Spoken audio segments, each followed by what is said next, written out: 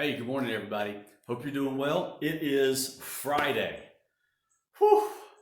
I don't know about you, but it seems like these weeks are just getting longer and longer. And not only that, I never have any idea what day it is. I think I've mentioned I do my recordings usually for like Wednesday night and Sunday morning. I do those Tuesday and Saturday.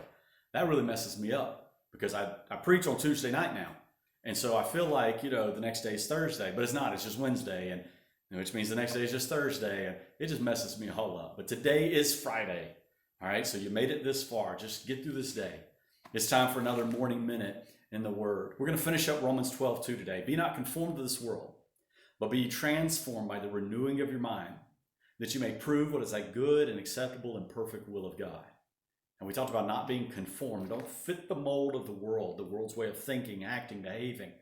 Don't do that, but instead be transformed, like those Transformers. I told you I used to play with those toys as a kid. I used to watch the cartoons as a kid. Change from one thing to another. Change from that worldly way of living to a way that pleases God. Change from that to a spiritual mindset.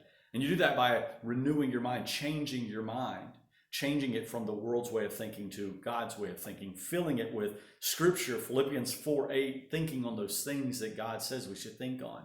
But now we get to the end. So kind of the key words: conformed, transformed, and today prove, that you may prove what is that good and acceptable and perfect will of God. When I think about that word prove, I'm always, as I kind of think on it, it means to discern, to examine, to investigate. And I think like the old movies of Sherlock Holmes. I'm not talking like the more modern ones, but usually like the older ones.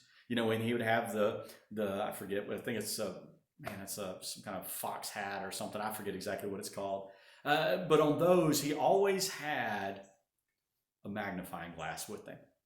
And man, he was always examining, looking at all the clues and trying to, what was he trying to do? He was trying to prove who committed the crime.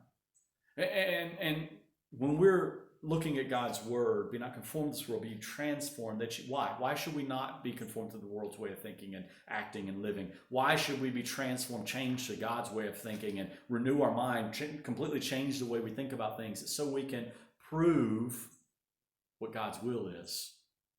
Now, a lot of people look at God's will like it's some great grand mystery, like there's no way. How am I going to know God's will for my life? What if I mess it up? What if I do this and they were supposed to do that? And what if I went left and I was supposed to go right? And what if I married the wrong person? And they act like it's this big mystery.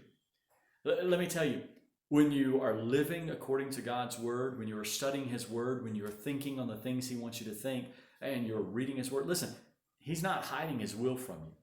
The word of God, as a matter of fact, in a number of places says, this is the will of God, or this is the will of him who sent me. And so there's several places you can find the will of God plainly spelled out. It's God's will that you be saved. It's God's will that you be sanctified. You live for him. It's God's will that you serve him. There's all these things that says this is the will of God. But then also, once we're doing that, once we have proven, examined, learned what God's will is in those areas, as we're following him and we're thinking the right way and we're being transformed daily. It's not a one-time transformation. I mentioned the Transformers the other day.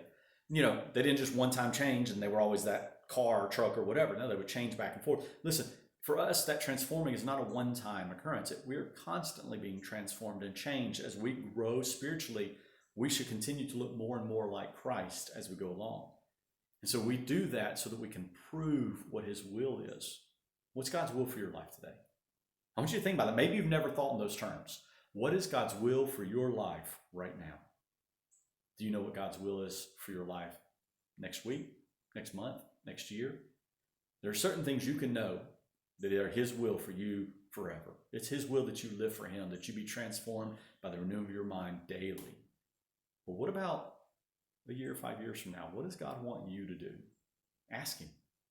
Follow the known will of God for your life, and he'll reveal the unknown will for your life.